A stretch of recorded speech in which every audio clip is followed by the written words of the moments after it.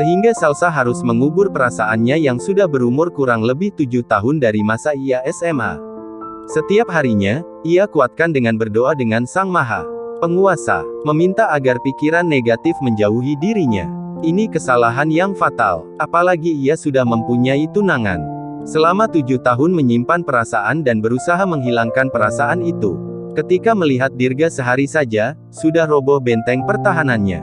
Jangankan sehari, beberapa menit saja sudah roboh. Mungkin, Dirga sudah mengebom hatinya dengan senjata andalannya ketika dibawa perang.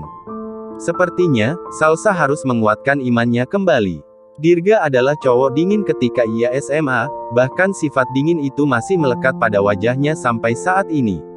Setiap lekukan wajahnya menggambarkan wataknya yang cocok menjadi seorang tentara yang bergelar jenderal. Rahangnya tegas seperti sikapnya. Siapapun wanita akan terpikat melihat wajah Dirga pahatan sempurna yang diciptakan oleh Allah SWT. Lelaki itu sengaja mampir ke masjid rumah sakit Al-Akbar, karena kebetulan ia sedang melewati jalan depan rumah sakit, sehingga memutuskan untuk salat di situ. Jangan berdiri di tengah jalan, Dokter Salsa. Salsa terperanjat ketika mendengar suara bariton yang begitu dingin dan tegas itu menyapa gendang telinganya. Kakak Dirga, maaf, kata Salsa terbata-bata sembari menunduk. Setelahnya, Dirga masuk ke dalam masjid untuk beribadah. Untungnya, ia tidak bermain kontak mata dengan Dirga. Tanpa menunggu lama lagi, Salsa berjalan menjauh sembari menetralkan detak jantungnya. Salsa segera mengambil jasnya dan berlari keluar untuk kembali ke ruangannya.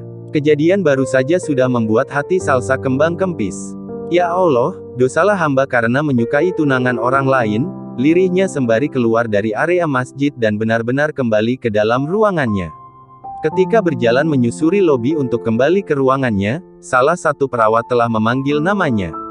Dokter Salsa, teriaknya. Salsa menoleh ke belakang untuk melihat siapa yang memanggilnya, setelah tahu, ia tersenyum ramah. Ada apa, Sus? Pasien kamar anggrek sedang kritis, kita harus segera melakukan operasi, dok. Berkas perizinan sudah saya taruh di meja Dokter Salsa, siap untuk ditandatangani, kata suster Lala itu.